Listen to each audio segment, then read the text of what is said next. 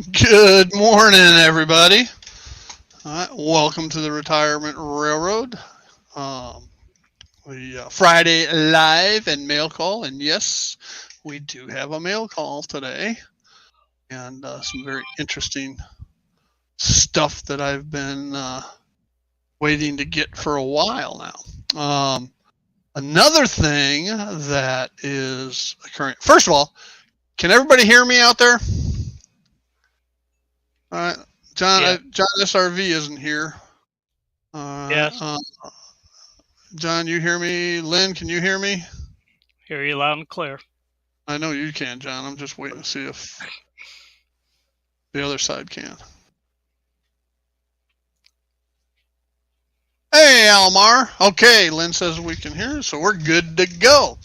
Um, all right, I have a new co-host that's going to be joining me. He has graduated from the Peanut Gallery.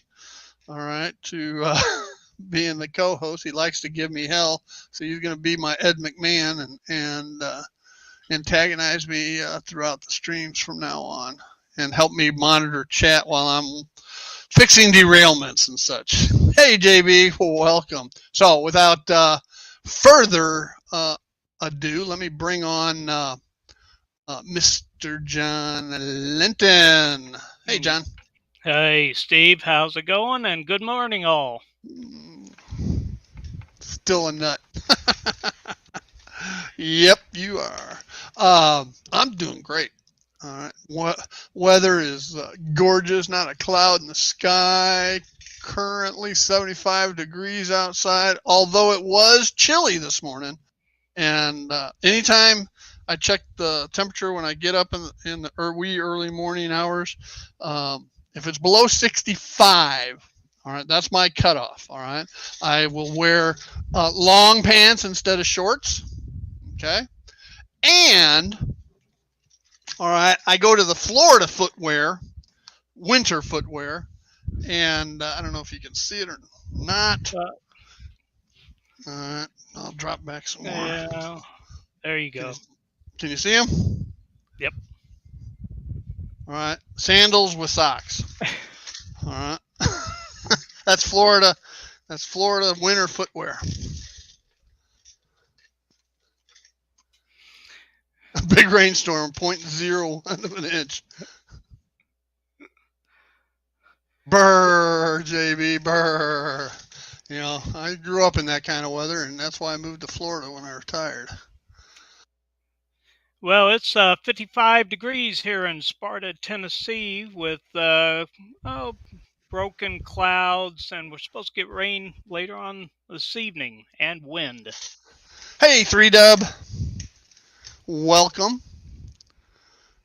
All right. So let's get after this. All right. One thing I've been waiting on. All right. Well, first of all, before I get into that, for those that are following the Tip of the Day series and building Chicago and infrastructure and so forth, I think the last one that I've published or premiered was the lighting on the lower level of Union Station and new platforms. There's another two that are, one's done and one needs editing yet, but I have a couple other non-building Chicago to the tips of the day. Also needs editing yet, but I have a couple other non-building. I'm hearing myself. Somebody's looped in. That would be me. Sorry about that. I'm going, what the hell? I've got enough videos to last me through past the first of the year so far. But the next one I've been working on was the infrastructure and for Union Station itself, and that is building the mezzanine level to it and the foundation, et cetera, et cetera. And the most recent thing I've been working on is, if you look on the other side of my big fat head, all right, you can see I have the trolley tracks in. All right, now don't worry about them showing railroad ties and stuff. That all gets embedded into the street eventually. But that is all in, and actually running off a transformer. right now. So, and eventually, and keep in mind, the first thing John said, well, you tell him, John, what was your first? Well, it's sort of going a little fast, and we'll be throwing the passengers to the outside through centrifugal force, but at least it's running. That's right. And the reason it does that is it's a 3-pole motor, and that is just like a 32nd of an inch on the throttle. All right, so it won't go. It doesn't have a creep speed. Let's put it that way. But the whole idea behind this trolley is there will be a rheostat over here that kids can use and a directional switch that kids can use in the manual mode to run the trolley. All right, it's far better than having them grab stuff off the rest of the layout. Okay, and the trolley, these are extremely tight turns, 8 to 9 inches. Okay, and but these are 2-axle cars, okay, which makes it feasible for them to do it. And I was surprised that the trailing non-powered trolley, because right now this is DC operated, I was surprised that it would pull that around the corners.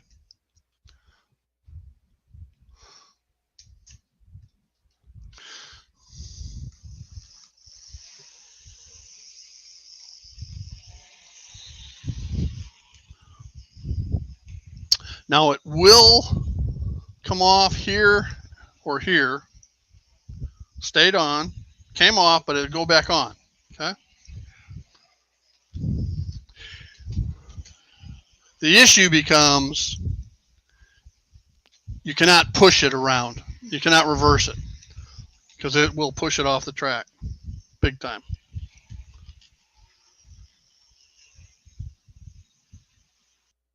But for kids to be able to run something, I think it's pretty cool. Now that is not that old. I think I bought this 1.5 years, 2 years ago in anticipation of doing this. This one, on the other hand, is like 35, 40 years old. And it needs, I thought I'd cleaned it, but apparently I hadn't.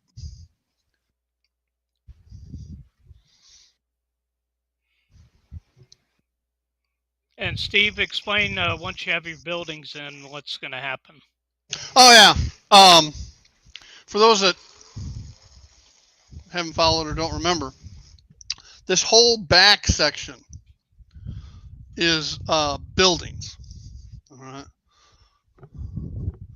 Such as this one here. If you all recall, there's a scene divider that fits in here that separates out Chicago West End Union Station from the Van Buren Street scene. Then up against that is a series of buildings. And the trolley, streetcar, will run through these buildings.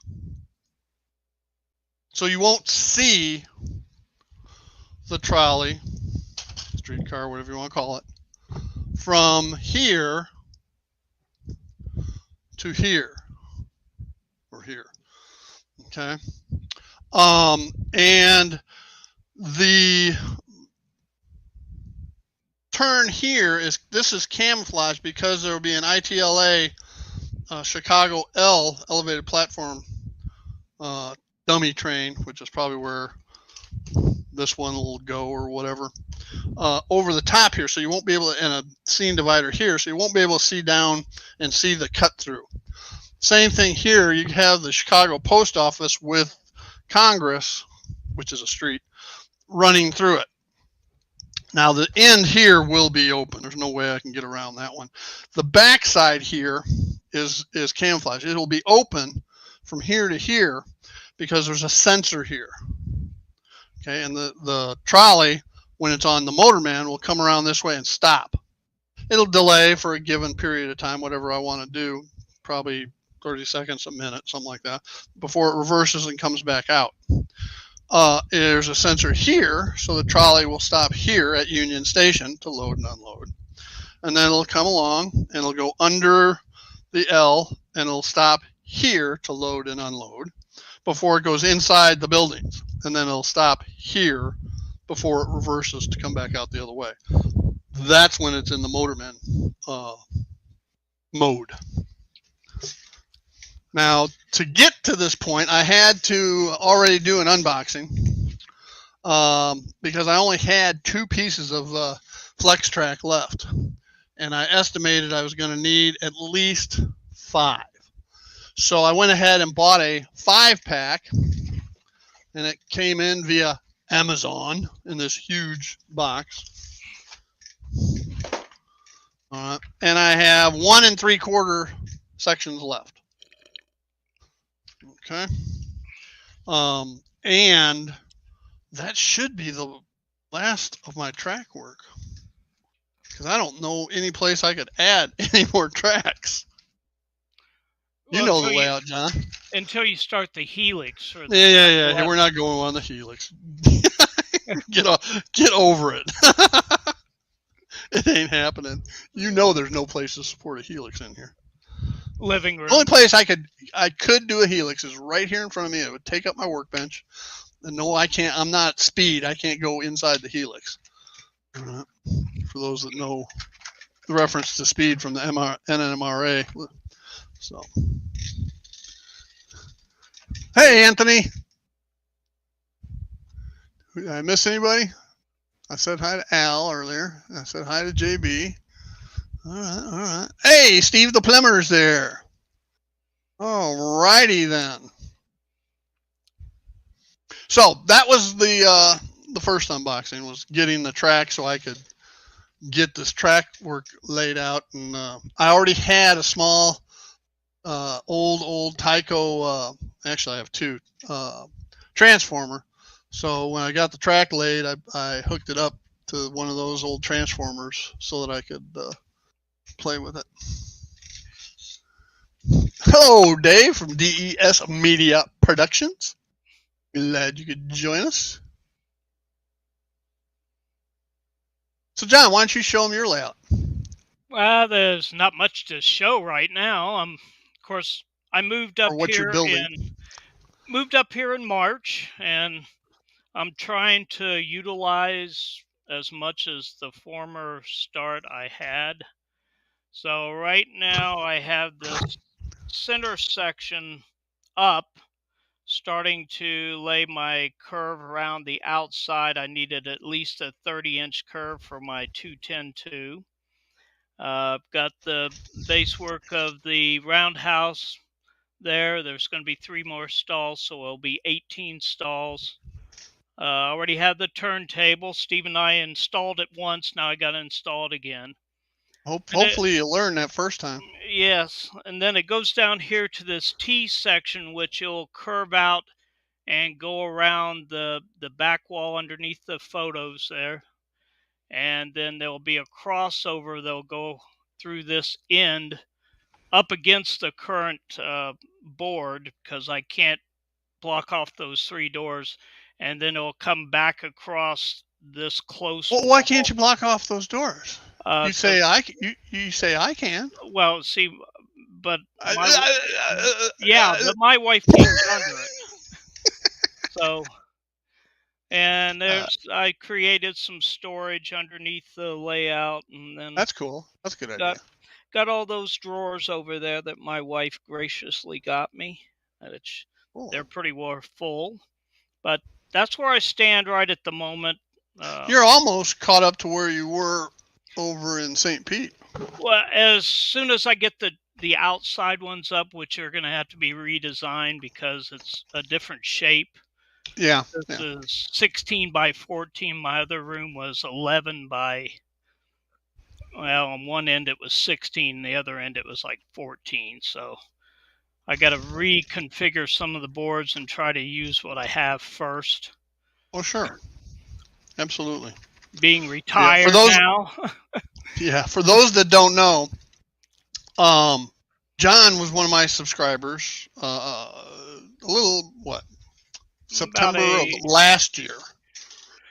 Oh no, maybe July of last year, probably. Yeah, but I think you didn't contact me. I thought it was September, but that may have been when we finally got together. Anyway, John sent me an email. He got my email address out of my about section of my YouTube profile. Sent me an email, said he's in St. Pete, enjoys my channel, blah, blah, blah, blah, blah. He lied through his teeth, I know. And No. and I invited him over one Sunday or Saturday, I can't remember, morning, and we ended up running trains for like 4 or 5 hours that day. And it became a standard weekend practice. If not Sunday, then Saturday, or vice versa. And we did that all the way until what? End of January? When you started to pack up to leave? Yeah, I came up here in February. My wife followed in March.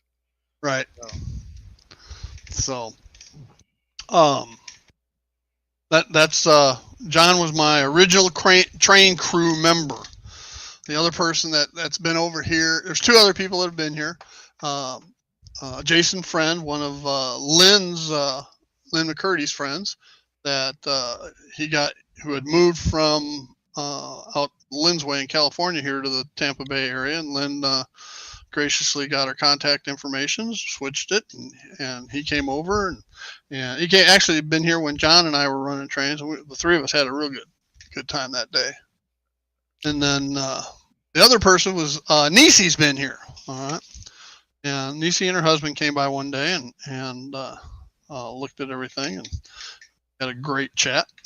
And keep telling her she needs to come back. So. Yeah, I'd still come over every weekend, but it's a little far for me to drive. A little bit of a drive. Here's the funny thing: the original place I wanted to retire to was Sparta, Tennessee, where John ended up. All right, but my wife insisted on Florida. Coming from the flatlands of the Midwest, where there's no hills and few trees, all right, I wanted hills and trees, and I thought the Cumberland Plateau there in central Tennessee was to die for. And my wife saw it another way, and we all know who wins those arguments. So here we are in Tampa Bay. Well, but anyway, anybody that's ever coming down Tampa Bay, by all means, get a hold of me, and we'll see if we can put something. Lynn was supposed to, but had other issues come up. But I'm sure he'll get here sooner or later. And Steve, your son's not too far from me, so next time you come up, I will hopefully have something running. Absolutely. I'll bring my 210 too. Yeah, because you can't run it around your track.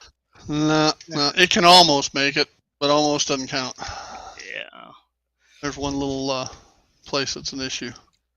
So, well, actually 2 little places. My former radius around the back of my roundhouse was only 23 inches, and it would not go around it. Yeah, I don't know what they advertise the minimum radius. I thought they said 20 or 22, but rest assured, it will not make it. No. And I have two 210-2s, so I want to make sure I can run them. Yeah. And they're such a cool engine. Yes, it is. They do look better in Burlington markings, though. No, I think the CNEI is pretty good there. In fact, one of my 282s, I took off the Burlington markings and changed it over to CNEI. Well, that was a mistake. No, it was pretty good job too. Yeah. John and I have a good relationship. Whenever he sees something, a bargain in the Burlington markings, he gets it for me. Whenever I see something for CE and I try to get it for him. So. Yeah, just sent you that train car from the train show we had here in Crossville. Of course, the postage cost more than the car did, but yeah. Well, just need to save them up. Save them up till when I come to Tennessee. Yeah, it was still a good deal, though. Yeah, So, where did I put that one? Ugh. and then, of course, It was a Steve hopper, right? had, yes, it was a covered hopper, red. Cover? I thought it was covered. No, it was open because you put a coal load in it. Yeah, that's right here. Yeah, it's a CNS, Colorado and Southern Burlington route. It's right Yeah. here. The bad thing was they had about 4 or 5 more cars, but I just didn't have the finances to get all of them. Well, I am actually out of space. All right, until I get a cabinet down under here, drawers, I'm out of space. All my staging and everything. I could put more cars on, but JMRI wouldn't run right. All my trains would default because there's no place to take them to or pick them up at. Well, you can always just store them like I do. I've got several kitchen cabinets that are full of engines and cars. Memphis is totally different than everywhere else in Tennessee, Lynn. Okay, totally different. I lived in a Memphis suburb, Collierville, and ran a distribution center in Memphis, and I didn't mind living where I lived, but it was always a shooting gallery on the way to and from work. Well, right now when I leave, if there's more than 3 cars on the road, it's a traffic jam. Yeah. What's it take you, about half an hour to get up to Cookeville? 45 minutes? It's 20 minutes. But and Sparta's fairly good size. Crossville's bigger. That's where the train club is that I'm a member of. Yeah, Crossville's about the same size as Cookeville. Yeah, and I'm pretty much right in between Sparta and Crossville. It's about the same time going each direction. Right. And 70, State Road 70 runs between those two, and I'm south of State Road 70. Right across from a wildlife management area. Oh, okay. And 3 deer have been gotten from my property this year so far. By you or others? No, I've got a friend that hunts it, and for every deer he gets, the next one is mine. So I've got deer meat in the refrigerator. If you ever need hunters, let me know. My son and I would love to. Yeah, there's a buck out there someplace. I see all his rub marks, but I haven't seen him yet. He runs down along the little creek that's on the back part of my property. Huh.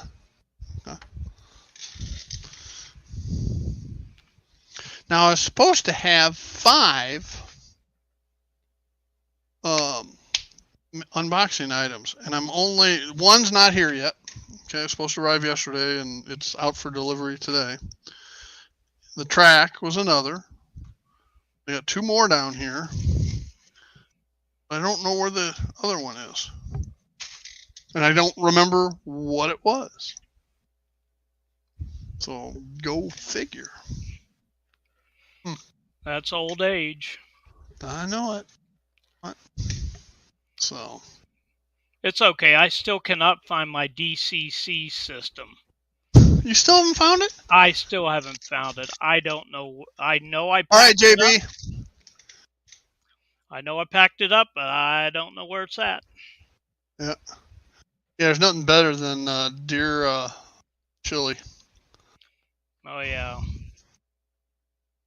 We had a place when we lived in Dallas. There's a place, I lived out in the country, and we had a deer processing place right by us. And they made the best sausage.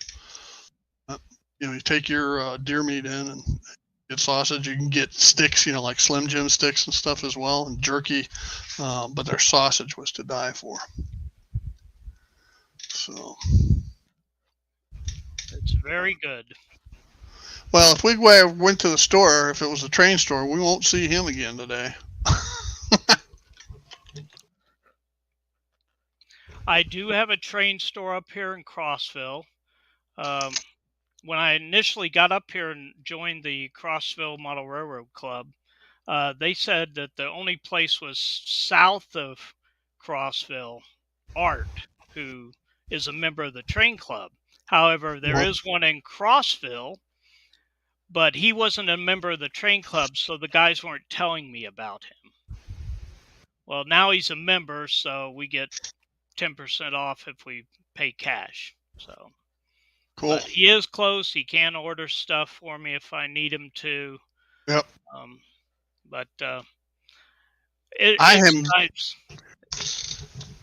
I haven't been down to Gulf Coast or Zitniks in ages. Pinellas is supposed to have the Suncoast is supposed to have their train show tomorrow. And I was going to go, but now I had an HOA thing come up, and I'm not sure I'm going to be able to make it. That's a shame. That's a real good show to go to. Yeah, I love bison burgers, Lynn. There's some exotic meat vendors out there, and I'll get bison meat all the time.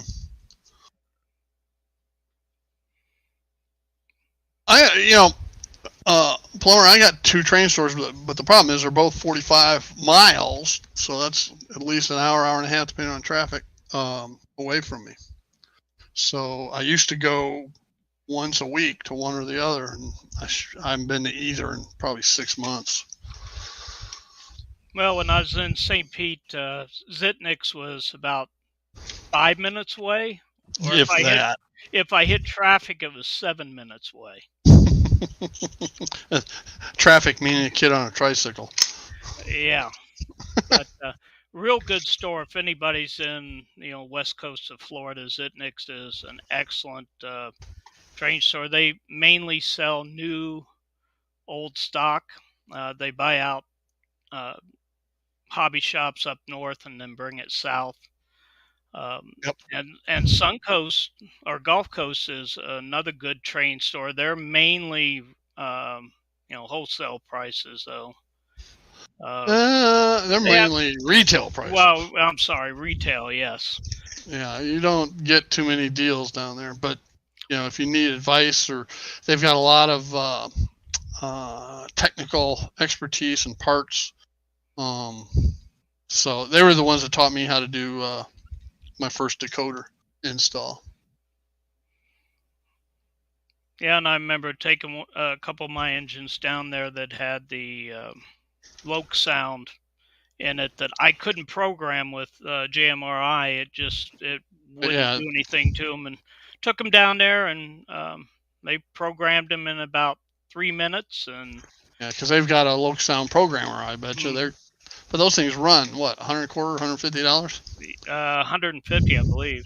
Yeah. Well, that's why I think I have a couple in some engines that came in some engines, because I can't ever get them to program right. And I've tried to read what the brand of the decoder was, and JMRI won't even do that. So. Yeah. Well, those 2 RS1s that I have that you like so much, Steve, those are Loke sound in those. Yeah. I don't have any premium decoders that I know of. I've got a couple Economy Soundtrax decoders. Most of mine are Digitrax. I'd say that the vast majority of mine are Digitrax also. So now here's the nice thing with the 9-pin NMRI connector, you can plug a Soundtrax TSU, whatever it is, Tsunami 2 decoder right in there, and it's ready to go, basically. I've got a Keep Alive. Last time I bought a Keep Alive for the what was it for? Oh, it was for one of my SD45s, which you would think you wouldn't need one in. But what I found, John, you know how anytime I go well, how I went from one Digitrax command to the booster power, how it would Right. pause, Yes. right, and it would do it especially on the reversing track. Well, I rewired everything on the main lines so that all of the track, with the exception of the reversing section, is on the main command booster. Okay, Oh, that's good. and the booster that's over underneath Aurora now does all the switch machines. Okay, and because that's where the majority of my power is, it's in switch machines. I got with 70 Smales or tortoises. That's running an amp and a half just for the switch machines. Yeah. Okay. So, and I'm never going to run more than 5 or 6 locomotives at the same time, and most of mine only pull a third to a half an amp. So, I'm good to go with my 5-amp system to just handle the locomotives. So, Well, as I was telling you, Steve, I'm gonna run.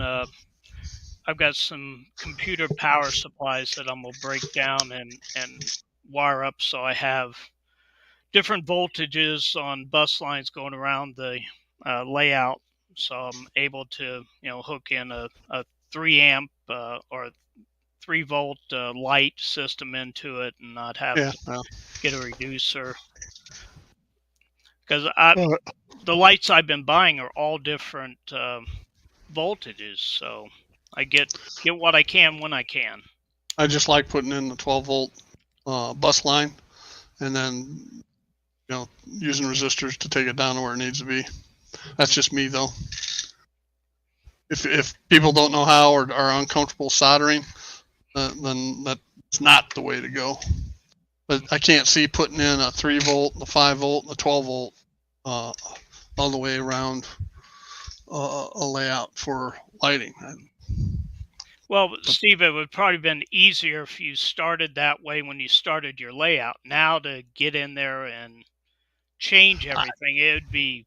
Even if I could, all right, you've seen my wiring, Yeah. all right.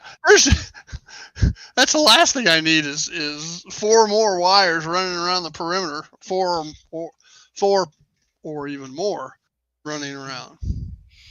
Yeah, it's not the Plumber, neatest thing. So Plumber, what Bachmann do you have with sound? And is it because Bachmann uses a couple different decoders. Both of my Soundtrax Economy decoders are in Bachmann's. So one is in my RS3, the other is my E7. One of my E7s. The other one of my E7s was a Proto. But they have good sound. They just don't have all the features that a full-blown Tsunami 2 has.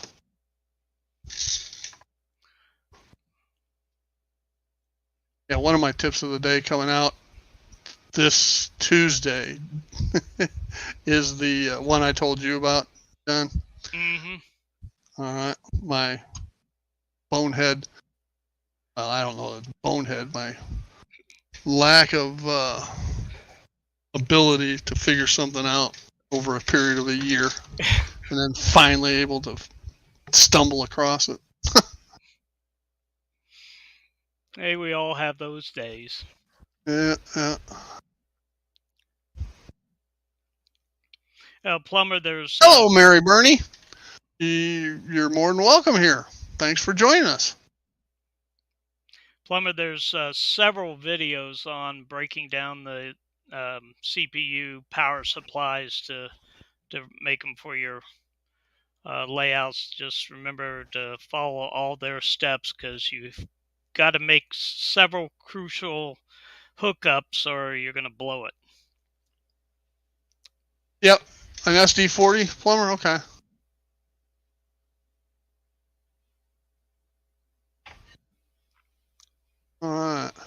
Well, let's do another unboxing.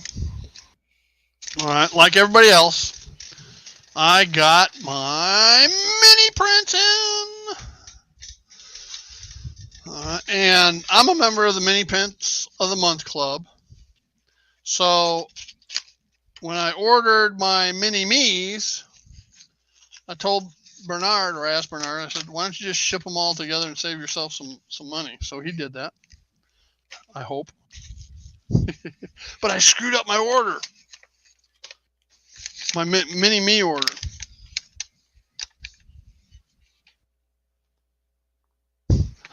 Yeah, I screwed up my mini me order. I thought I had ordered a Heath, a Sparky, a Tom, and a Plumber.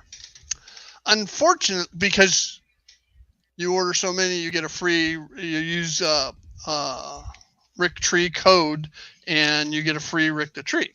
Okay, and but dummy me, I ordered a Heath, a Rick, a Sparky, a Tom, and thus got a second Rick. Because yes, I was a dumbass. Where am I from, Mary? I am originally from suburban Chicago, a town, Downers Grove.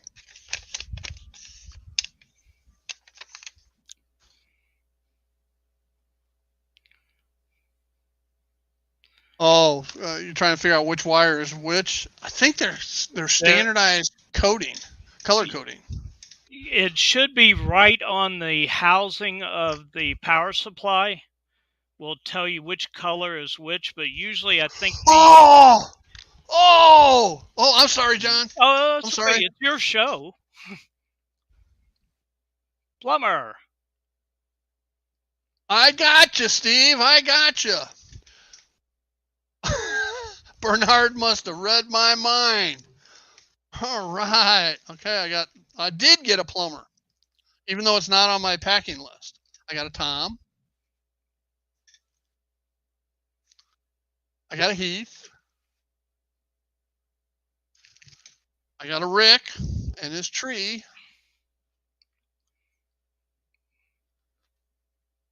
Okay, Mary.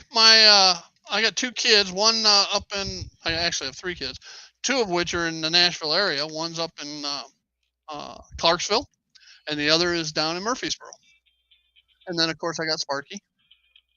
So I am pumped. I did get a Plumber. Oh, it looks like I got some Christmas carolers as part of. Those are what I ordered. Then here are what I got for my mini Prince of the Month Club. I got a snowman. I got Santa going down a chimney. Some Nutcracker soldiers, some Christmas wreaths, and a snowman. All right, and then I don't know what this one. Oh, a hot tub. A hot tub. So a winter hot tub scene can be done. Although my layout is set in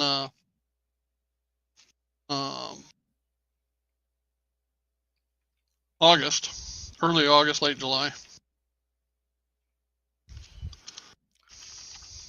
All right. So I got to get those primed. I've got tons of mini prints I got to paint.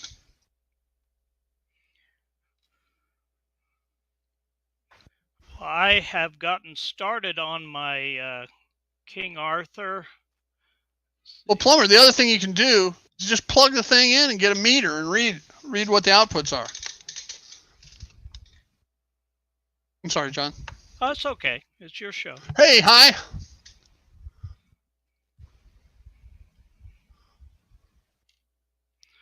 And here's my Patsy. If anybody knows the movie King Arthur and the Holy Grail. Oh, yeah. Yeah, that's Patsy. And then I got a Black Knight. And this all started from I bought a little tavern that was called Ye Holy Grail Tavern. So I'm going to set up the tavern on the outskirts of town and have a wood scenes right next to it. And the three figures I have will be King Arthur, Patsy, and the Black Knight, where King Arthur needs to cross this little swale that's got a 2-foot wide bridge on it, and the Black Knight won't let him cross. You need to kill a rabbit. Yeah, that's another scene, though. See, I'm probably going to do several of these scenes around the layout in different areas because I love the movie, and just getting that tavern just set me off on doing these things with the figures. I didn't get these from mini prints, but they are mini and they are prints. Well, Plumber, drive safe. Have a Take great care, Plumber. afternoon. Buzzards and donkeys for your desert scene. Yeah. Hey, Bernard. Whoop. Can't talk about any other body's printings with Bernard on there. No, it's a different Bernard. Oh, a different Bernard. Okay. Yep. Different Bernard. I'm going to send Bernard a email when the stream's over, thanking him for reading my mind. I tell you what, that guy does such a fantastic job with his mini prints business. Yeah, probably the end of December, I'll go ahead and sign up for it. Got to wait for my retirement money to come in. Yeah, it's $25, and you get a pretty decent assortment of different stuff. Now, granted, I'm not going to use everything, but you throw them in a tray, and who knows? Sometime later, I might do a winter diorama as an example. You know, like I don't have. Good. I was going to say that truck you got and the travel trailer; those are excellent, and you made a great scene with them. I did. I thought it filled out that plateau. Pretty cool, I think. And I'm still going to add. I've got a little pool, above ground pool. I'm going to put over there at that scene, and now that I got the jacuzzi, I might put the jacuzzi over there. I don't know. We'll see.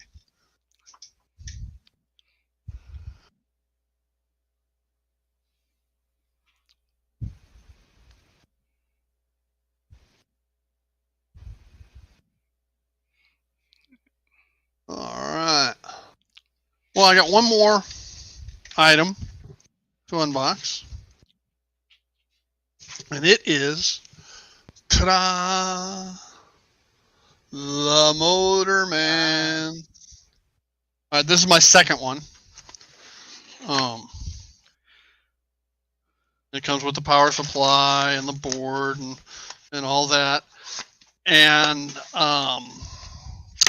when I ordered it, it was my Christmas present. Okay. So when it came in, Cheryl says, "Okay, it's your Christmas present. I'll wrap it up and put it under the tree." I went, wait a second here. Then I remembered I had the empty box. I got to be a tad bit quiet so she doesn't hear me. I had the empty box from the first one. So I gave her that one to wrap up, to put under the tree. Did you put some weight in it? Didn't have to. I had some crap in there that was left over because I was using the box to store something. So I put that in there. If she opens up, she won't know what it is anyway. So.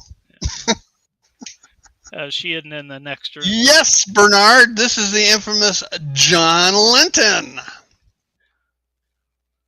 Hello, Bernard. It's not empty. Well, it's got junk in it, but I got to get this other one installed so that trolley will run the right way. But in case I haven't fully explained it, all right, I've got in addition to when I ordered it, I forgot to order the extended faceplate that allows you to go from motorman to manual. All right, so I had to reorder that and order some more train spotter sensors. Okay. And along with that, I'm going through my electrical down here. There's 3 other things that have to be installed with it. There's one.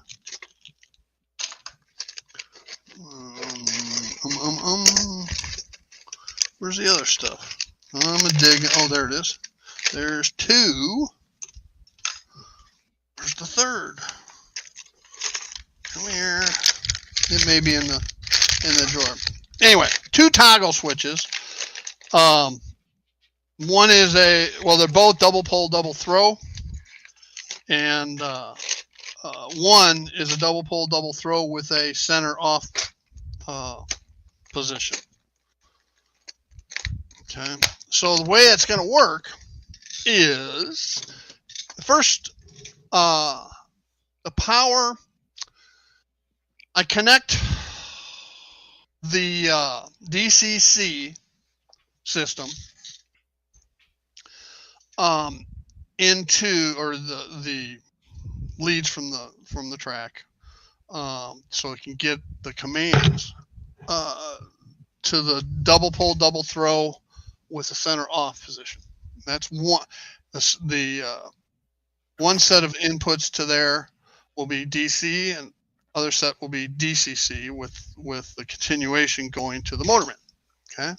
Now on the DC side, all right, the power from the transformer will go to a double pole, double throw, which will act as the reversing switch. Since the transformer is going to be down underneath, and it'll be out of reach. Let's put it that way.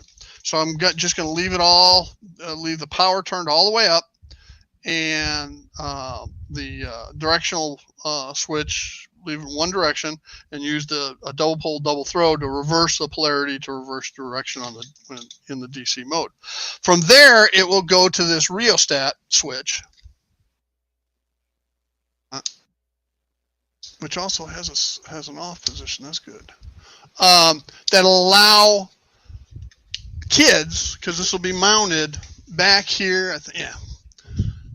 All this stuff is going to be mounted in this section right here.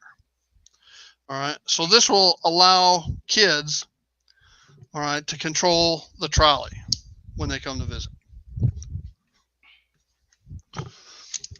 So that's what all that's gonna do. Hey, Artie, glad you could finally make it.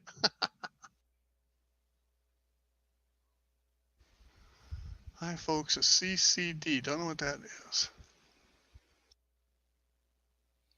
Did I get what? Iron Planet.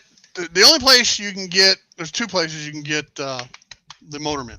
Direct from Iowa Scaled Engineering or through, what's the hobby shop in Dressler? Nebraska, out in the middle of nowhere. Is that all the train shows?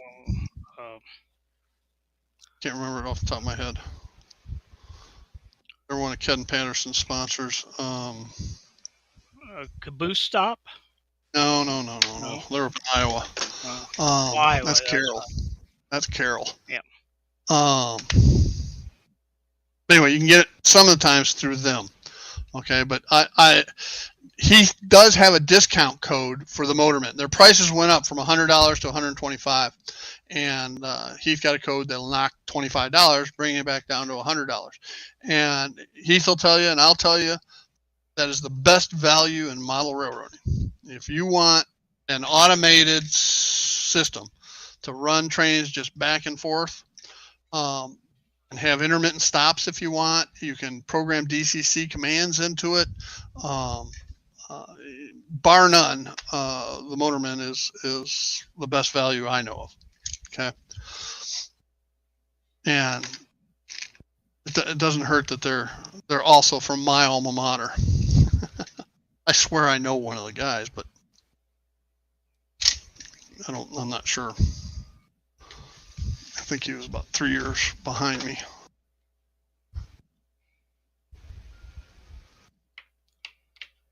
Yourself a 5-finger digit commander. No power batteries required. That's true. That's true, Artie. Yeah, well, I don't know if it's a great idea to get the young ones involved or not, Bernard. my idea is to keep them from touching other shit, where they're busy controlling the trolley. All right, and not tearing up the layout. Because I've had kids, some of the neighbor kids over, and the first thing they want to touch everything, and no. So. Yeah, my granddaughter has a Thomas the Tank Engine HO scale car, and it usually sets right up underneath the train board here, but I haven't got it in yet. You need to get You need to get something up and running so she can come help you with the trains. Yeah, well, I put the upper part. That's 54 inches up. You can get her a step stool. Yeah, I know. She's getting there. She's 7 now, so she's starting to be able to do things a little bit better. Now, Bernard, it's Bailey's time all the time. Okay, you know, put it in your coffee in the mornings. You have it over ice in the evenings, you know, and throughout the day. So, although I've graduated from Bailey's to bourbon cream. Bailey's is Irish whiskey, and bourbon cream, of course, is bourbon. Yeah. Of course, I can't get it down here in Florida, so every time I go up to Tennessee, I pick up a bunch. And then there's another thing. One of the distilleries there up outside of Louisville, Lexington, does chocolate bourbon ball. All right, you can only buy it at the distillery. All right, and it is really good too.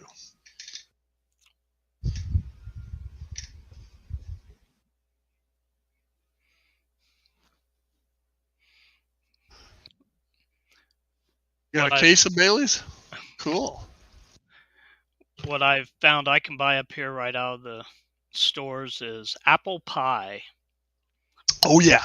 Yeah, it's good. Now, my daughter, she had 20 years in with Marriott and decided to retire, okay, at 38 years old or something like that. And so now she runs a cat rescue, and she is the gift shop and tour manager for a distillery up in Kentucky, just outside of Fort Campbell, all right, outside of Clarksville, Tennessee. And they have chocolate pie and a lot of other flavored moonshines, along with their bourbons. Hey, Robert, welcome.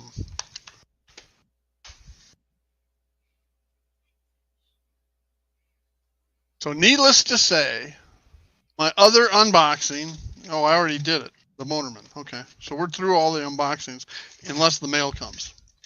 Because one of the problems, another one of my dumbass moves, we do advertise this not being for kids, so I don't. When I ordered the Motorman, I forgot the extended baseplate, okay, as I mentioned before. So it's on the way along with 2 more of the sensors, because I need 4. All right, 2, 1 on each end that does the actual reversing or senses for the reversing, and then 2 intermittent ones. Not intermittent. I don't know what the term is. Yeah, I can't help you there. Yeah. Anyway, 2 intermediate ones. That's the word I was looking for. I was close. I had the inner right. To simulate stopping to unload and load passengers at Union Station and one other place. So. Now, are those sensors horizontal or vertical ones? These are actually advertised by Iowa Scale Engineering as being vertical, like this, above track. So you would put it like inside of a building. Okay. They have other ones that are under the track, but they extend down below. Okay. It would be like this one, except instead of shooting across, it shoots up. Well, the problem with that is, all right, if you look back here and I put a sensor here, it's going to hang down right where our train's got to go. So when I did Aurora, I had the same issue because the staging tracks are underneath the street running. So I talked to Iowa Scale Engineering. They said, well, we have these other remote sensors that are lower profile. They might work. So I got a couple of those, and no, they still hung down too far. They were shorter, but they still hung down too far. So I sent those to Jason, the train freak, because he was putting together his display layout. And I said, here, you can have these. I can't use them. And I ordered some of these with the idea of, instead of being vertical, just put them flat. Okay. And what I did was I cut out the board. All right. And then I use a piece of styrene just adhered underneath to act as a shelf that this thing sits on. Okay. And then it shoots up between the ties, but you don't even see the ties because it's covered over. All right. And it works, yeah, as you see every week. You know, it works great over there at Aurora. So.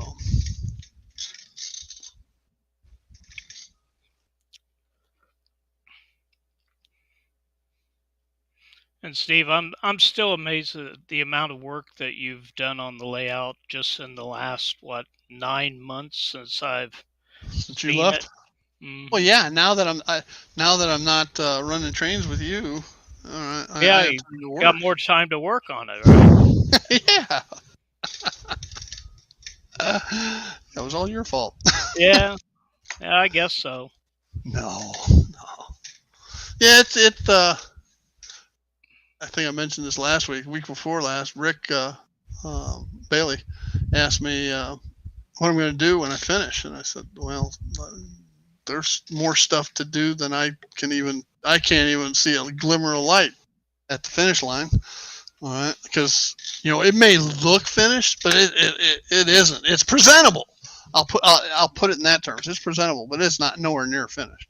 All right, there's too many detailing stuff to do. I still have a lot more lighting. Just all kinds of stuff. All these passenger cars have to be detailed inside.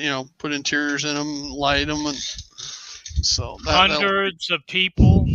Yeah, hell, I need 250. I added up the other day. The minimum number of people I need for this Union Station scene is like 250. All right, to make it look right, and I think that isn't.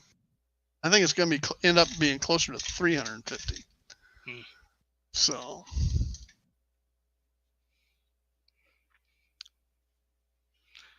Now, are you going to paint those or buy them painted already? For the ones that aren't up close that you see detail on, I use the cheap Chinese ones. You get 100 of them for $15. Okay.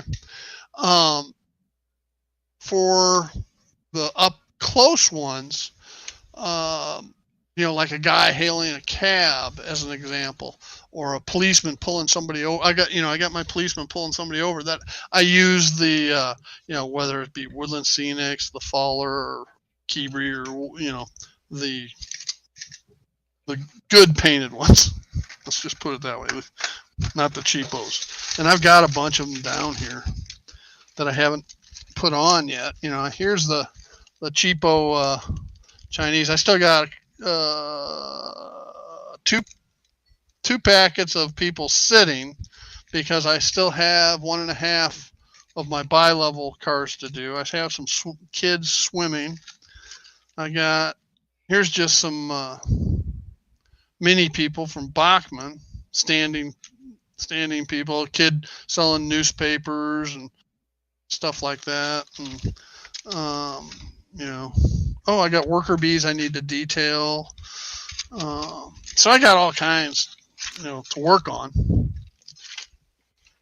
Those are projects that when I'm between big stuff, I can go do that stuff. Yeah. And Bernard, I do the C&EI Railroad. Era is late 40s, early 50s. The steam to diesel conversion zone, so I can have both. I actually have escalators, but they're not Luke Townsend escalators. I don't have room. His escalators are real deep, and I don't have room for that. That's my story. It's not that I couldn't do it, mind you. It's just I don't have room for that, for the mechanics of it.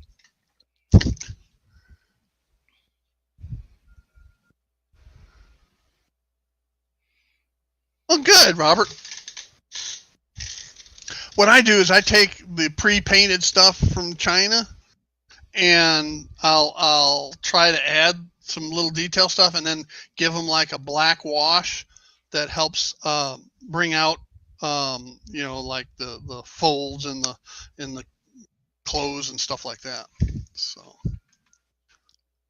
they still I put them like in the background. I mean, when you look back there at the people and stuff at Van Buren Street, you can't tell the difference, I don't think. Now the ones up here in Union Station that are outside will probably be all the expensive detailed stuff, but all the stuff down low will be the cheap, stuff on the platform, because you got to remember, well, maybe you don't know, but there's train shed covers over these, so you won't be able to look directly down onto the platforms per se. You're looking through glass, so that's going to take away some of the detailing anyway.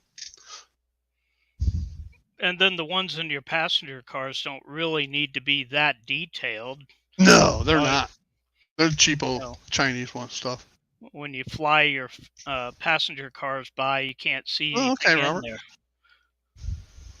Yeah, you don't see it on the. It's parked back far enough you can't see them, and when it's going around, all you can tell is that there's people in the windows. So because they're lit up, especially when the lights are down and the lights on the interiors are on, looks real good. Okay, Robert, I'm gonna keep that in mind. Also keep in mind though, Robert, I'm not a great little detail painter.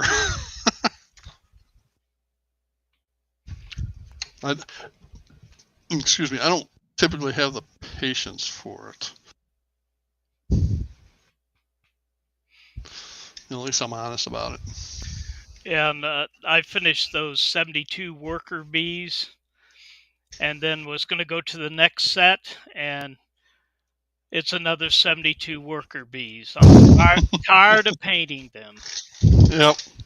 Yeah, you have to do them in kind of batches, and it's best to do them before you need them, so that you don't feel like you have to do it right then and there. Well, Go ahead. Between my roundhouse and my diesel service area, I'm gonna need a lot of worker bees. I'm gonna try to put some detail. Please do, Robert. Inside the roundhouse also, so I can use a few more in there. Yeah, I don't have any people in my roundhouse, just outside a few.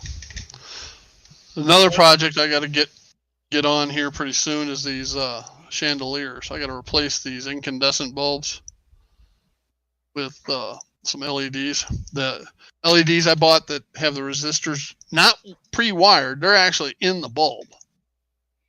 And how they do that, I don't know, but last week or week before, I tested them out and had them on most of the stream, and they didn't burn out. So replaced them with these. And because I got 4 of these chandeliers, that will go inside Union Station. And does each chandelier just have one bulb in it? And it sort of Yes. shines up through the chandelier? It shines down. Oh, down. Okay. Yeah. So you got the pedestal. It's up high. Okay. This bulb I've pulled through. It goes back up in there. And it goes all the way up to the top Okay. of the crystal. So it's inside this clear plastic piece, and is shining out through that, and then down out the hole where the bulb is right now. Yes. Okay. So 4 of those ought to give pretty good lighting to Union Station. And you said you're going to make your escalator working like Luke Tower?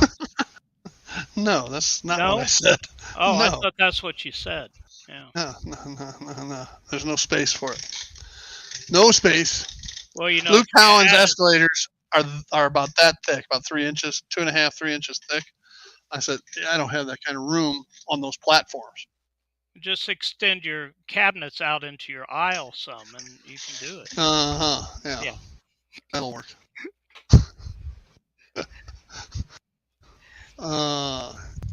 Here's a view of the station platforms. Now it comes out looking blue. The caution lines are actually yellow. So for whatever reason, the color on that camera is screwed up. We can actually, since I can push some trains back in there. Whoops, something fell.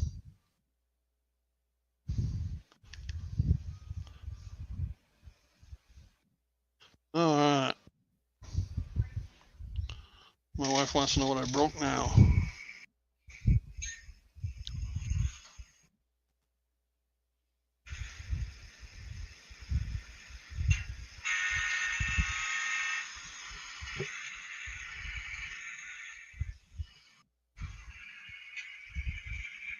All right. Oof. That will be a good shot once you have some people in there and you're you're lighting it up too. Yeah. Yep. Well, there's lighting down there. Alexa, lights off. Okay. It'll be about 30 seconds before the lights actually come on. And you have that on a photo cell, right? Yeah. Okay.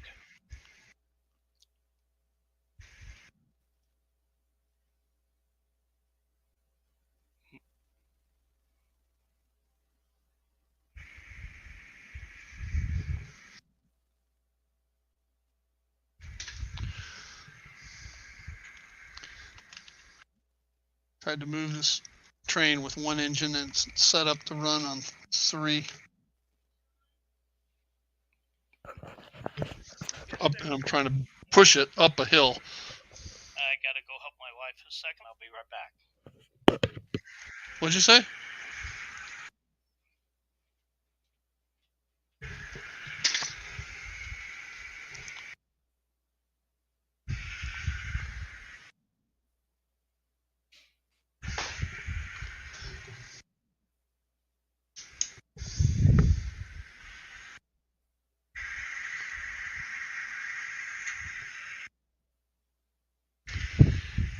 All right, so that's that one.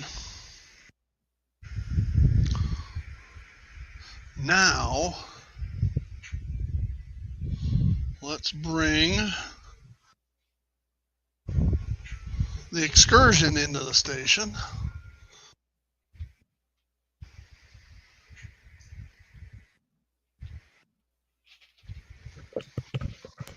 I pulled all the trains out, of course, to work on this, so. I'm back. Okay.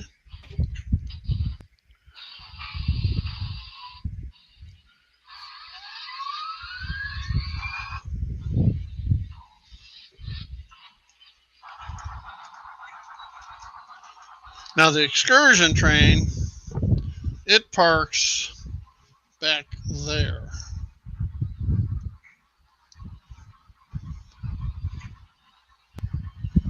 on the new stub track I put in a couple weeks ago.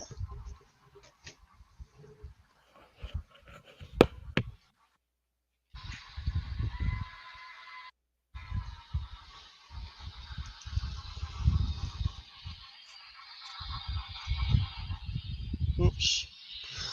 Oops.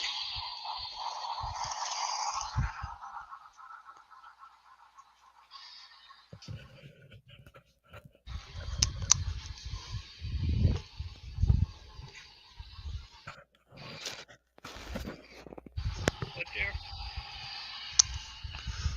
And then the next train we'll have a really good shot of pulling in. Next two, actually.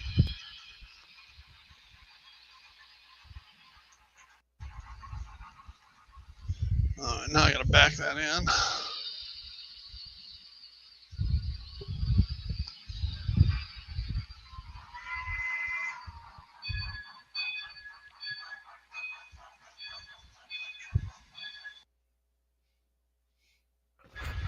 Morning, James.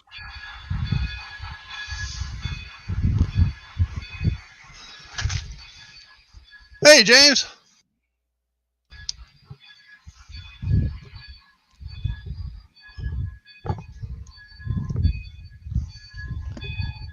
Okay, that's good.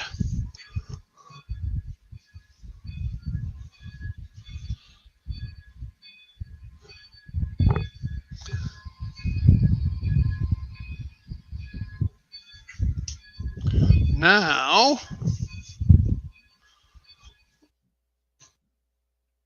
okay.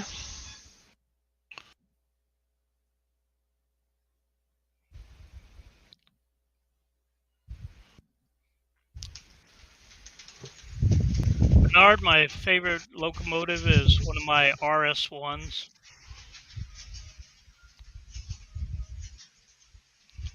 For the when they were first produced and painted, they were the Illinois light blue and orange colors.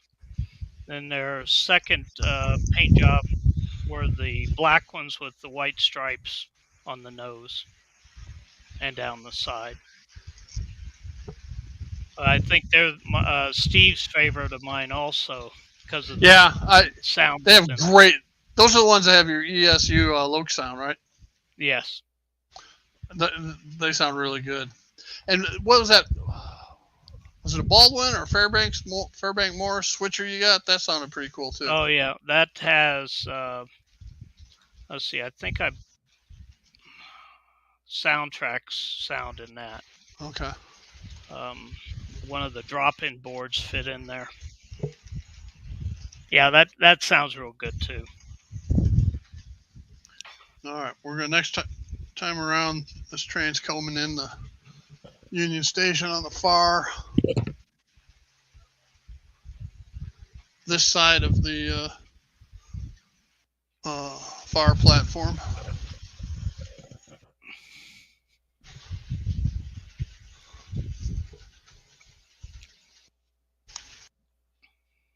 You can't tell, but the mezzanine on the second level up there is lit up too.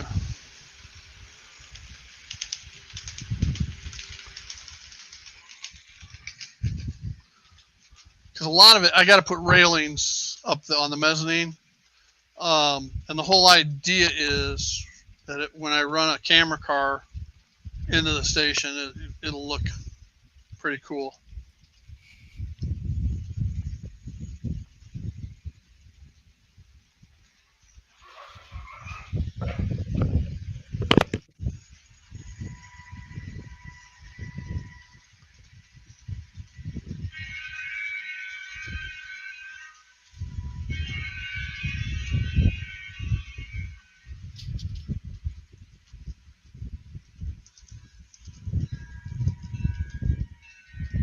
This should be a good shot.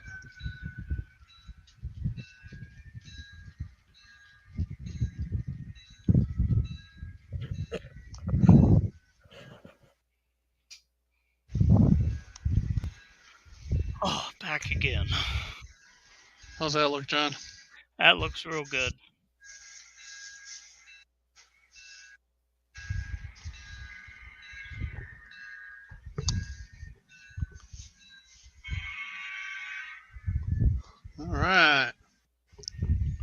that your E7, Steve? No, that's an E8. E8? Okay. Yeah, it's a Pen. That's a Pennsy. This is the Broadway Limited. It's a. And when I say that, the train is the Broadway Limited, the Pennsy Broadway Limited. The engine is a P2K, Okay. not a BLI. I only have one BLI engine. All right, what's next to come back in the station? That one. Okay. An E7's coming in next. You know, Steve, I've got several Proto 2000s, and I find that they run very good. They're Oh, I when do too. I love them. they're a cross with Stewart Hobbies uh, engines. I think the parts are interchangeable on them. Well, I don't know about Stewart, but they're almost identical to Athearn's. Okay. The innards. Just they're a heavily weighted Athearn is what it looks like to me. Yeah, they're definitely heavy. But all mine, have been new old stock, and they all seem to run real well. Yeah, same here. Same here. Okay. I have all my switches set. And pretty easy to install DCC in also. Yeah, you're absolutely right. Now the E7 was real easy because it was DCC ready. My E8s were not. They were older. Yeah. Whoop, whoop, whoop, whoop, whoop, whoop, whoop, whoop. Wrong way. Conductor's always at fault.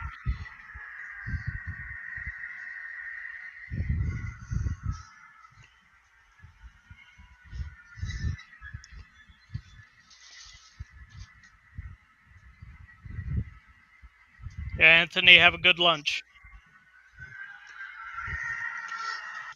All right, Anthony.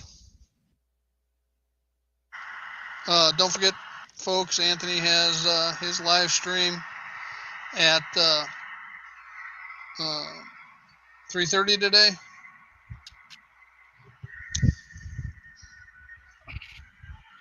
I don't think I've checked him out yet, and I need to do that. So that would be.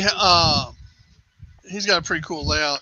It's a Markland layout. Oh, okay.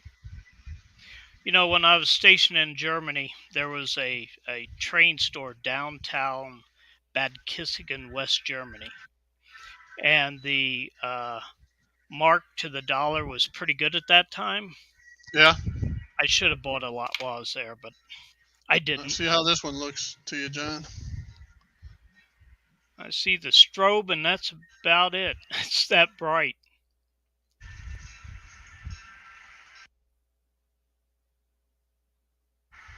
Now looks good.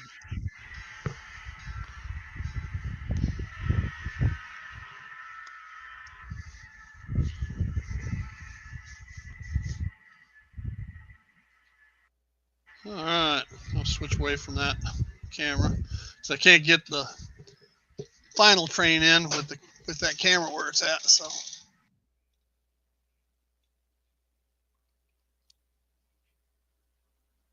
But I said that's my cell phone, by the way. That camera.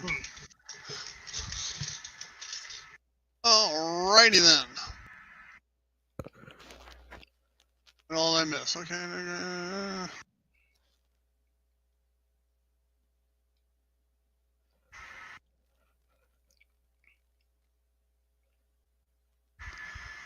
Al, who are you talking about as far as said once before, but I couldn't find it?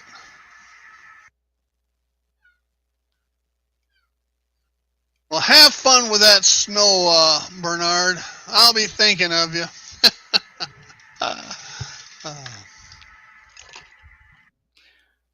Yeah, we haven't any snow yet here in Middle Tennessee, but we've had some pretty good freezing weather because my pool had about 2 inches of ice on the top of it. Almost be able to skate on it. All right, now to get the Zephyr.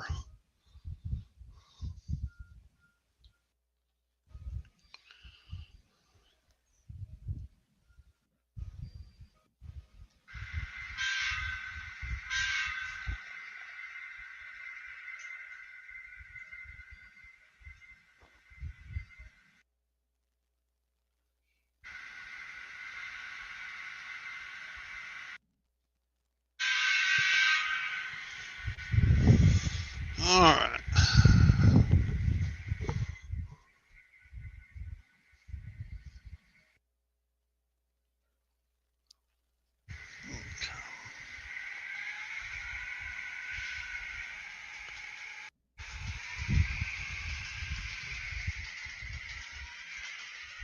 Almost have all my passenger equipment back in Union Station.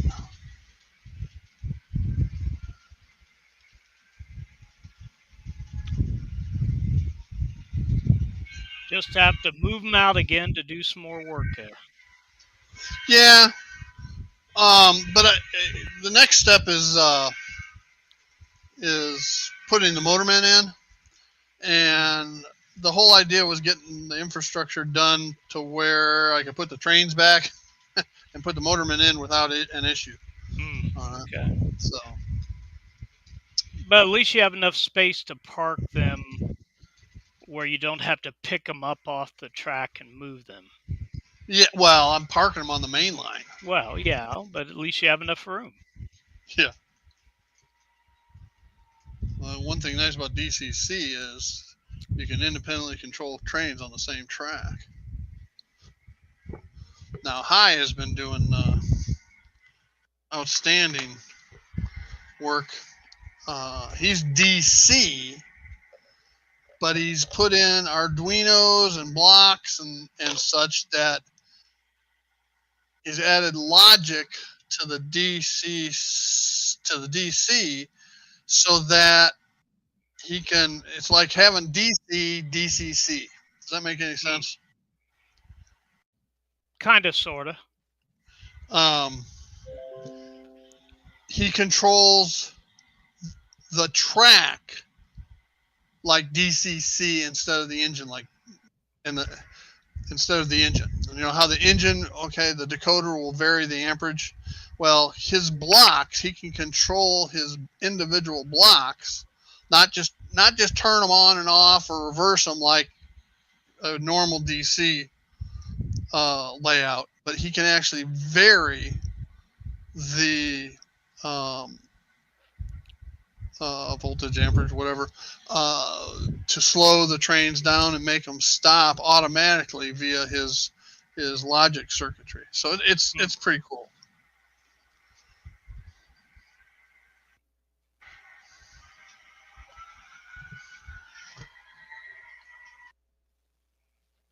And I gotta pull my. That should do it. Oh, a little more. There we go. All right, and I can shut him down. Then I can put my little trolley back on. Holy crap. Turned up way too far. I'll have it run the other way around.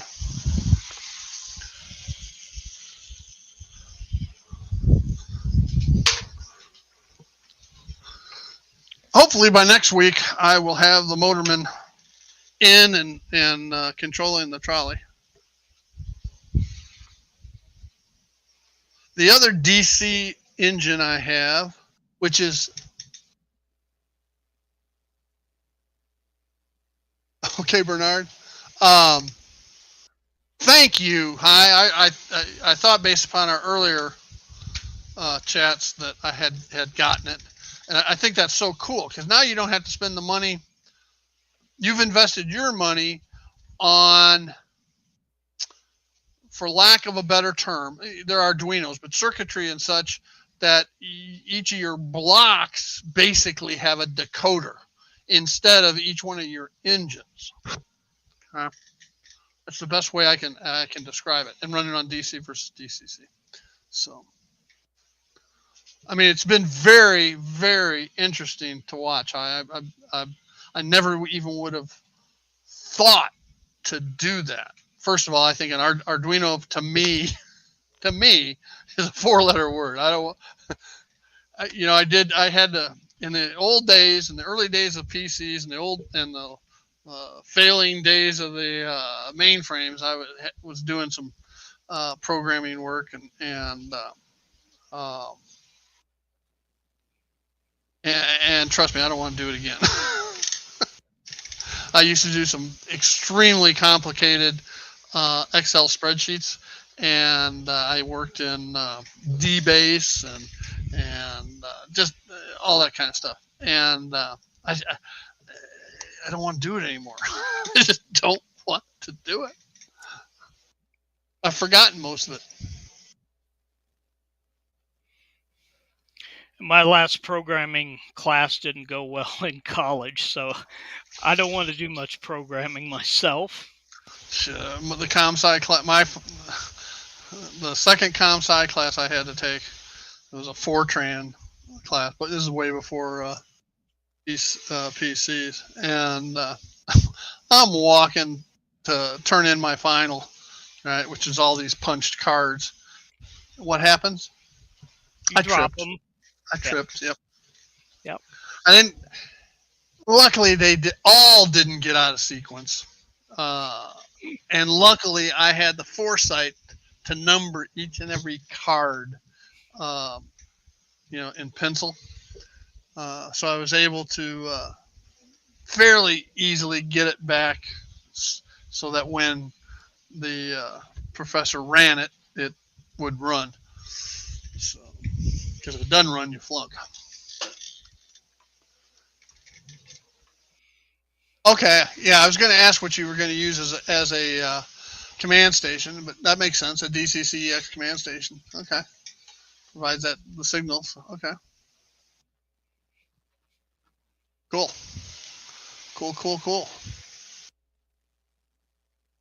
Now, hi, has anybody else been able to figure out what you're doing besides me? I mean, it took me a couple times watching some of those going, huh?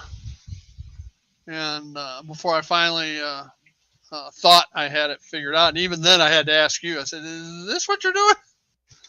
So, yeah, I had a couple people tell me that nothing would run on 8 to 9 inch curves, and I just smiled at them. I said, "Okay, well, there you go, folks." Is that a delivery? I'm hoping. The mailman?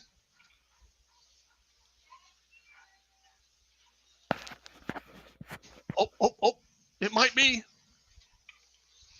Oh, my wife's up getting it. Well, Penny's usually correct. Oh yeah.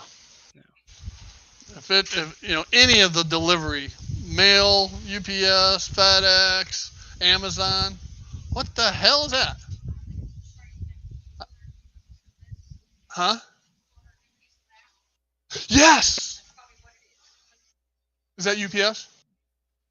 Okay, no, it's something else, but not related to the train. Oh, then we don't need to see it. No, it's a piece of anodized aluminum. We have a case. HOA has a case, and it's basically two neighbors that hate each other, and they've gone and done stuff, and it basically got thrown into our lap, since they both had done stuff that violated our covenants and restrictions. So anyway, we reached a settlement agreement, and I have to. Part of that was I agreed to, as for the HOA, I agreed to do something, and I needed parts to do it, and that's what came in. So anyway. And see, if you wouldn't be doing that, you'd have more time to work on your train.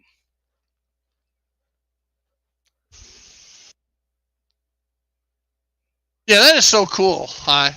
I mean, you've taken like block detection and train controller or JMRI or any of those other types of controllers, and you've worked it in where automating the process and the logic either, I presume it's judging where the train is based upon current draws, and but you can do it a number of different ways.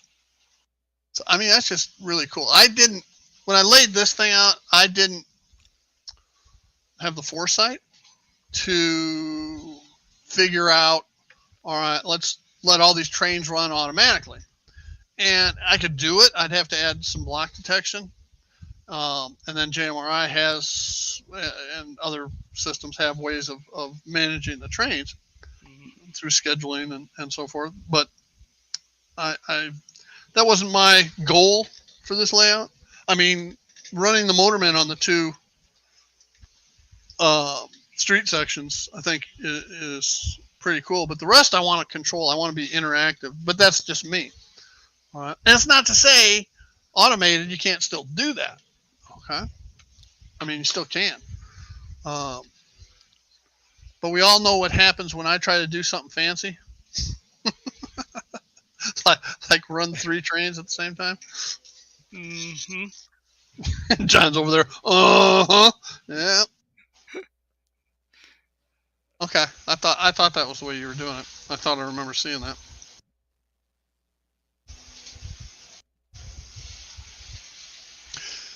Now, eventually, I might add a bunch of BD, whatever they are, little magnet sensors around for block detection signaling purposes. I might do that.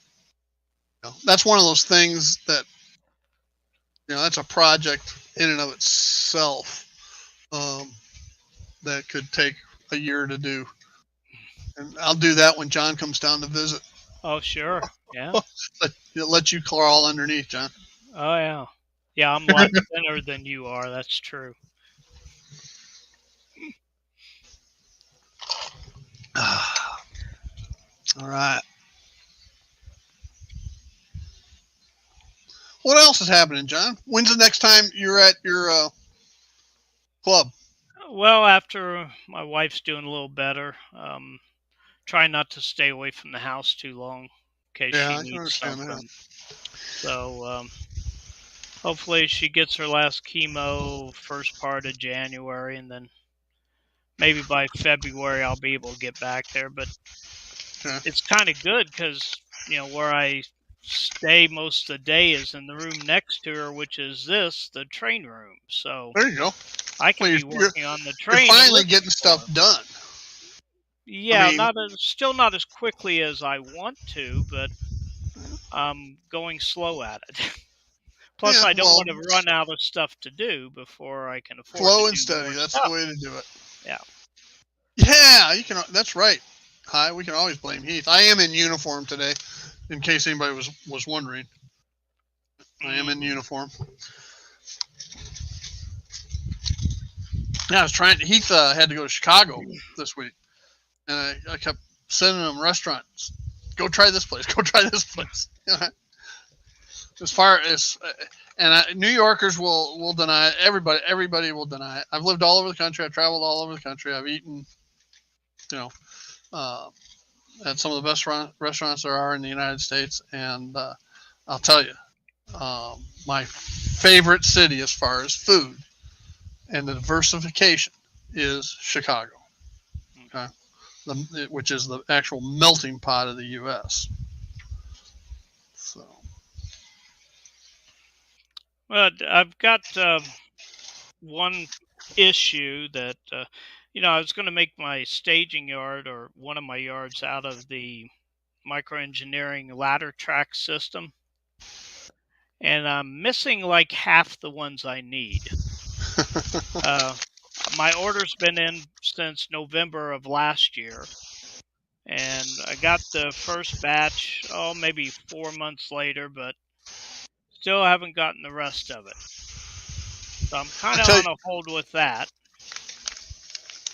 And they have gone up in price too, so it's going to cost me another $40, $50 than it was going to cost me. But I was just wondering if anybody has ordered directly from Microengineering, and if so, have they gotten what they ordered, or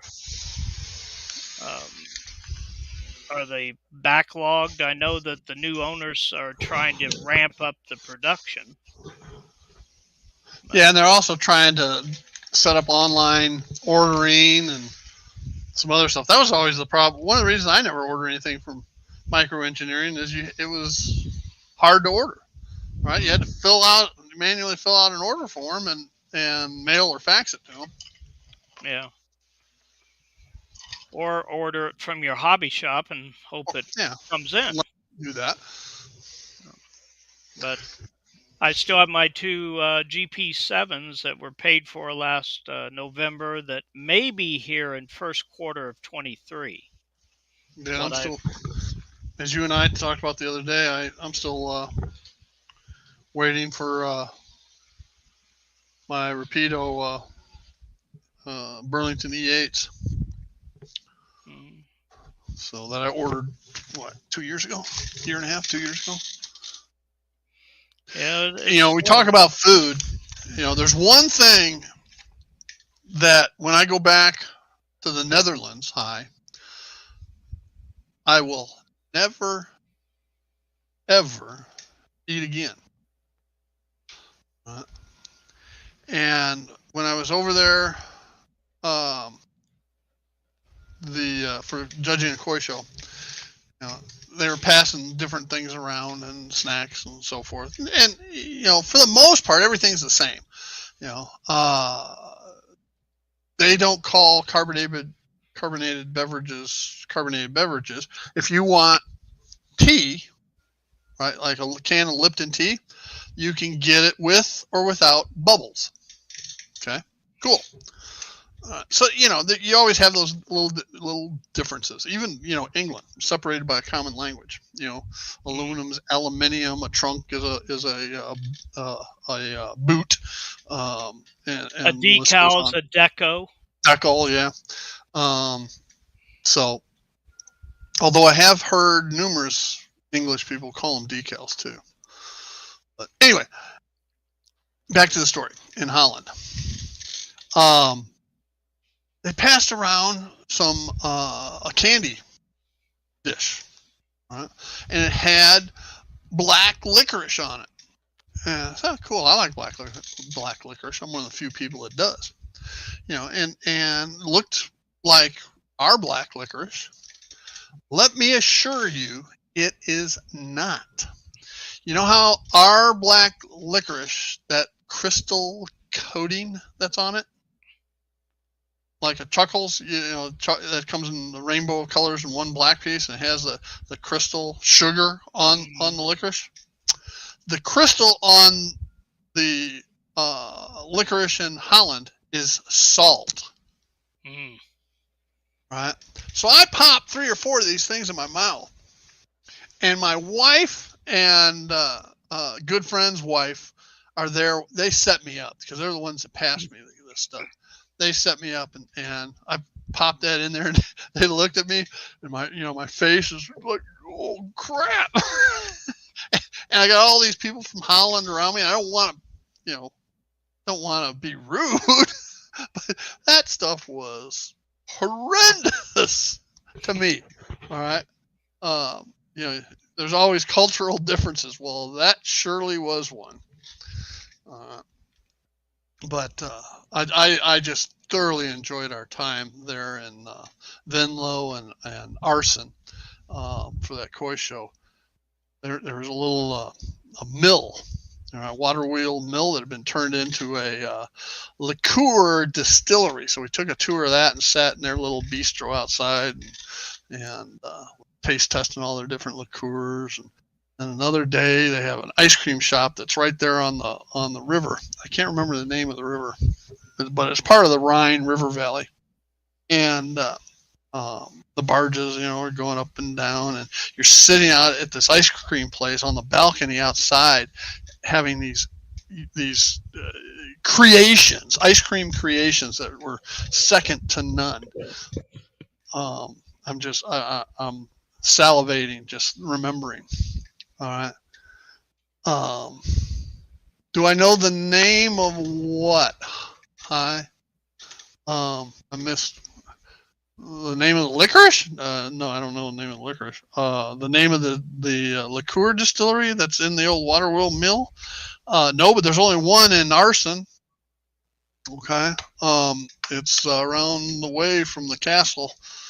And then the ice cream place, I knew the name. I can't remember it now, but there's only one there in Arson on the river like that.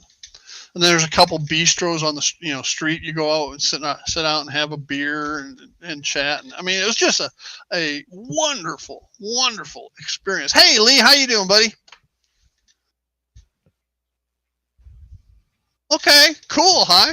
Then you know the area I'm talking about. I can't I can't remember the name of the castle, but it's I can't pronounce it. I don't know. But Arson's this little town. The hotel we stayed in was you could see the German border. It was that close, right? And the castle's like only a mile west of the Holland German border. So the hotel was in Venlo, right off of the main what I'm going to refer to as an expressway that went from Holland to connected Holland and Germany, and which would have been what on the northeast side of Venlo, and Arson was like due north of there, a few miles, 5 miles maybe. Lee, I'm getting ready to close it out, buddy. But I'll put it up there. Hang on. You're late. You know me. 2 hours and I'm done, man. Anybody else wants to jump on up? Let me know.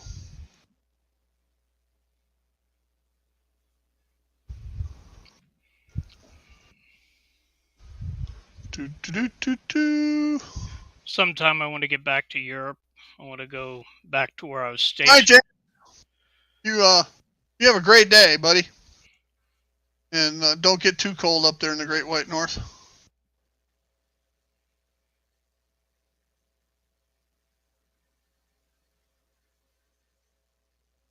That sounds correct.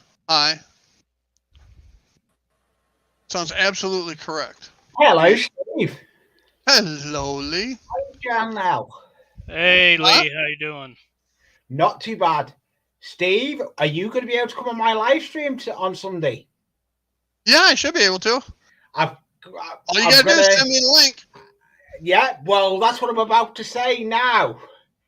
I can have more people on the panel. I've got the paid version of StreamYards. Oh, okay. Hey, JB, welcome back. Hi, JB. I'm trying to get the old crew back. I'm going to email Zay. I'm going to try and get the original crew back if I can. Cool. But hey, Hyde, the hotel we stayed at was fairly modern. All right, had a great morning buffet. Absolutely phenomenal breakfast buffet. And I say modern as compared to the hotel we stayed at in Amsterdam, which was what looked like a little shanty entrance way off of an alley. And Steve, I hate scratch building. And the hotel itself kind of wound through the building back into the interior of the block. All right. And I mean, it was really cool, but it was, it wasn't a standalone type hotel. It was kind of neat. Let me see what you're building, Lee. Climbing Flame. Okay. I'm building all apart from scratch, aren't I? Did you see my last video I put up? I haven't seen it yet. I'm backlogged at the moment. Do you want to see what it was I got? Yeah, let me see. It's a little Hoover that's meant to be for the keyboard, for your keyboard on your computer. Oh, yeah. But the nozzles it comes with is ideal for scenery. For cleaning scenery and stuff? Yeah, that looks cool. It was I'll have to have my wife finding me one of those. Instead of breaking out the shop vac all the time. Bargain, but I don't know what that. But our Poundland does do it as well. So your Dollar Tree, may have it. Okay. So, well, she likes going to Dollar Tree. Yeah, but I can put overlays on the new on. Oh, that's good, John. Have you built that? Yes, that's all scratch built. That's What is it? A sign? No, it's Oh, it's an oil tank. Yeah. You showed me Oil those. tanker. I've got the ones I bought from a train show. I was annoyed really I couldn't go to my train show that was at a local place because he had no trains running to go to. I made 3 of them. Oh, nice, John. And, Hey, Lee, take a look behind me. Gonna make some It more. looks good. Oh, you've got a little run around. Little trolley's running now. Yeah. I've got big news coming. I'm in the proceed recording it. On the original layout that started my channel. The Anfield Road one, the one in the loft. I've got some stuff. Well, give us an early version. All I'm saying, there's a 4-foot section that's getting rebuilt because it warped. Okay. It warped, but it's a section that was all scenery. So I wasn't happy really because I've lost all the scenery on it. But well, since one of my packages didn't arrive in time, we know we're going to have at least one mail call next week. Oh, cool! Look forward to that. The ones you missed, Lee, I got the track that came in order to do this loop back here behind me. Yeah. And then I got my second motorman in. Yeah. And cool. then I got my mini prints with all the mini me's. Oh yeah. Did see that on a couple of channels. So. And Hi is saying your trolley moves a little too fast. I think we've already been through this. Yeah, here's the problem. It needs to go with snail pace or just a little bit quicker. Not as quick as you got it, Steve. It's going a bit too quick. Here's the problem, and it's a 3-pole motor, and any slower than that, and it stalls. I can get on with me building as well. I invested in new adhesive today. Yeah, just remember Gorilla Glue expands. Yes. Well, it depends on what the wood Gorilla Glue you're using. It's the wood glue. It still expands. The urethane. The urethane expands. The wood glue does not expand. Their super glue CA does not expand. It's just the urethane. I thought their wood glue also expanded. No. You can use the urethane on wood, and it'll expand on you. All right, but their wood glue is just like Titebond or any other glue. I'd rather use that wood glue than tacky glue for me matches. Because I do a lot with building with matches, and I find the Gorilla adhesive better. See, that is absolute as slow as I can make it go with that 3-pole motor without replacing the motor. Do you know what we're going to have to do? Hey, Dave, how you doing, buddy? Hi, Dave. Good. How about you guys? Doing great. Doing great. So how many switches have you finished, Dave? 3. How's your layout coming on, Dave? It's coming.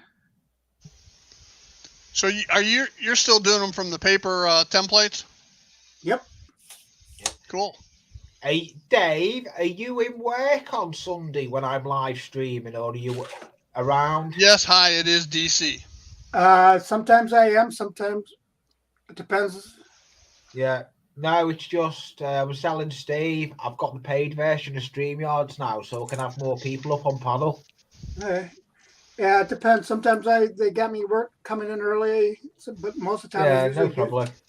Usually, I'll shoot you an email anyway. I'm going to shoot all the original ones an email and try and see what I can get back. I'm hoping Joe can make it on this one because he had camera issues. Yeah, I should be able to. I think this Sunday I'm starting at 2, so I should be able to get in. Yeah. Okay. Well, I'll send you an email with the link. Here, look. But there'll be a video coming out anyway tomorrow. I've got to film the video to do with my series that I'm going to be starting with the Modelling Sunday. So, and that bench work looks good behind you, John.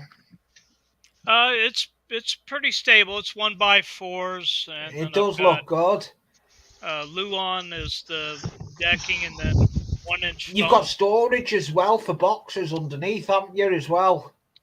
Well, that's where my granddaughter's Thomas the Tank Engine goes. Oh. It's set lower and under the train layout so she can run it backwards full speed. Yeah. That's the way she likes to run it. Yeah.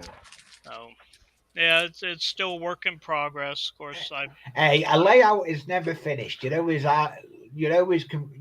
doing stuff to it. Well, I moved from Florida to Tennessee back. I know you did.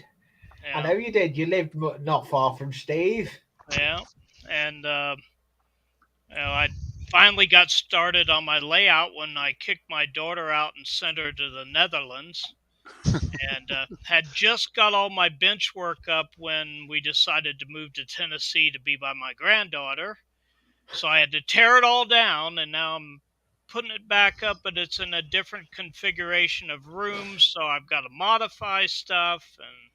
And yeah, one weekend I'm over at John's helping him install the turntable and loaning him my table saw, and the next weekend we're moving to Tennessee. What?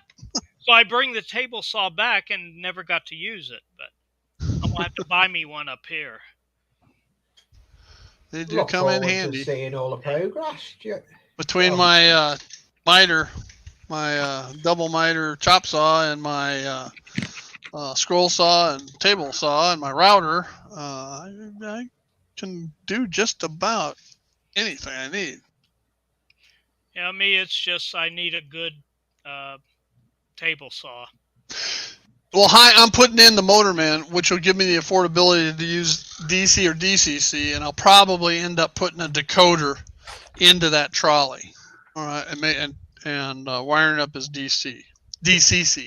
Okay. I have the other little cool thing.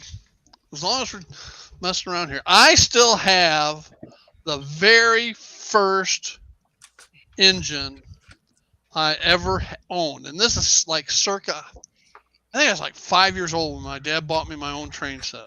Okay, because I wasn't allowed to run the 4x8 train set that he and my brother used. All right, but anyway, this is a Tyco. Oh, that's nice. 40 ton, and this is all metal. There's no plastic to this thing. It's heavy that is crap. nice. And I mean, it's still, the lights burned out, of course, and but it still runs. Yeah. Gotta get warmed up though. I've got a new workbench as well, Steve. Oh yeah? I've rebuilt my workbench. It's bigger. More space. I gotta clean it up some. I've changed a lot. I've done a lot of ripping out. Well, I ain't ripped out. I've just made a bigger workbench. It was too small. I couldn't see stuff and all this, so I decided to do a little bit of a rip out. I'll be doing a tour. Next video that comes, not the next one, the third one that's coming out will be a. I got hunches. The frame is shorting out. The next video after the first video that I'm bringing out on Monday, the Thursday, should be a running of trains video. I've started cleaning the track properly.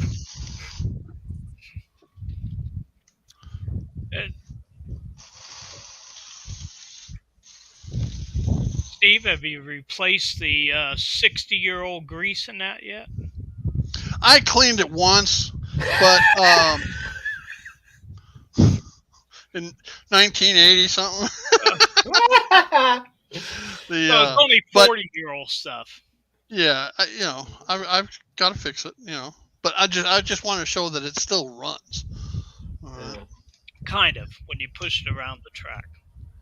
Well, I don't have to push my trains around the track now at the moment. I've Oh, got them moment. Say going that, on- Lee. I can remember the first time you got a engine to run. You remember that? How excited you got? Yes.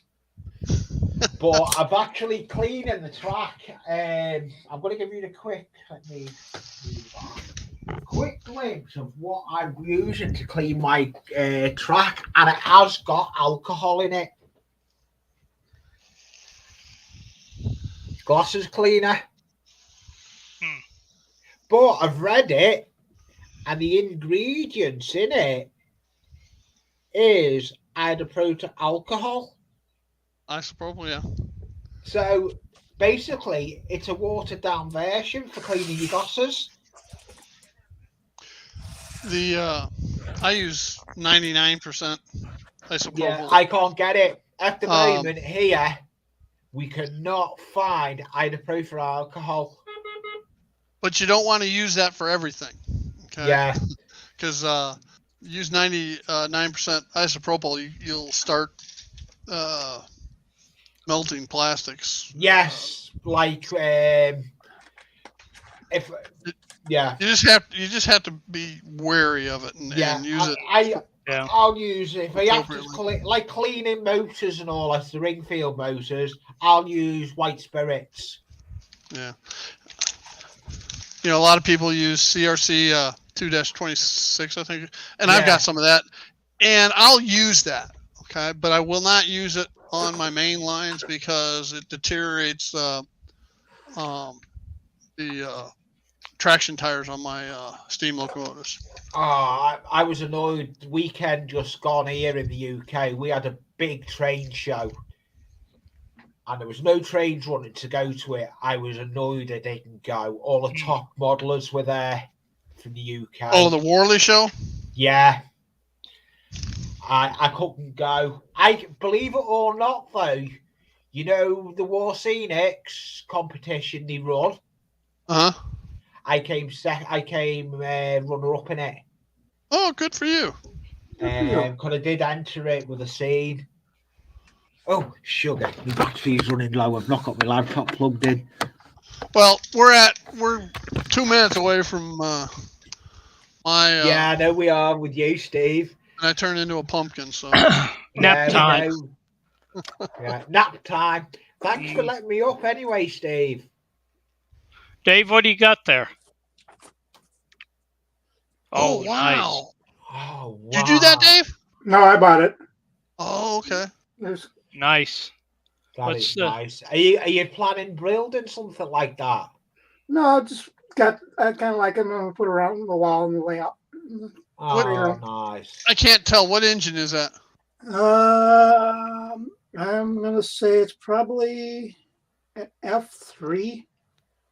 An F? Okay. Yeah, it's an F unit. Milwaukee Road. Okay.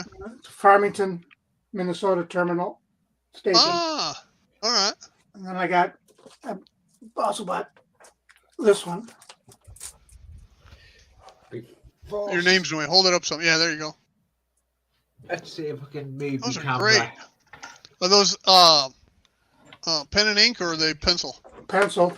Oh, cool. John Cartwright was the artist. There's the Local. scene. There's the scene I done for the competition. Cool. It turned out nice. It did. It did. My scenery, to be honest, my scenery idea is getting better.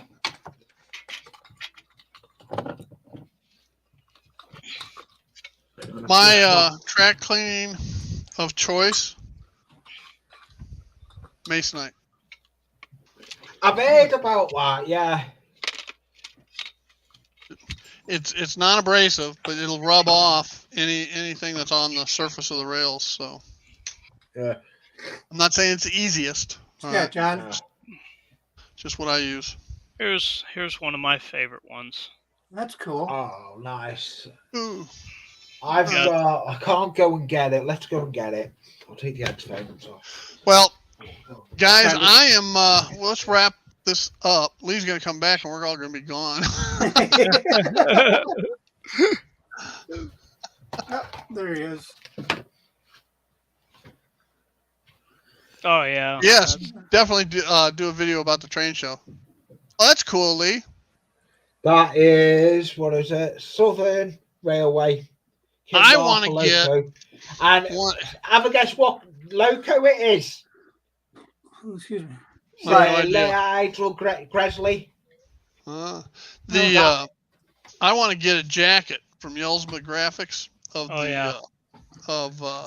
One of the E units and Burlington E units, like the California Zephyr one. The only problem is I wouldn't wear it because it doesn't get, I can count the number of days down here on one hand that I'd actually wear a jacket like that. Yeah. Mm-hmm. Yeah, he does great work though. Yep. Those are beautiful jackets. All right, guys. Well, let's wrap this thing up. Right. Thanks for letting me Bernard, off, hi. John, everybody that's still hanging out, the 6 of you that are still hanging around out there, thanks for joining. Don't forget Edward Cady, Happy Valley Modeling has his live stream at 2:30 Eastern, and I'll have to go on off what time. Anthony Dodge has his at 3:30 this afternoon, and then don't forget Cousin Vinny at 8 Eastern time. Yeah, I'll probably miss Cousin Vizzy's, but I'll probably see the other two. Okay. All right, guys. Well, thank you for joining us. See you. Y'all have a good day. Bye. Yeah, Bye, everybody. Bye. Bye.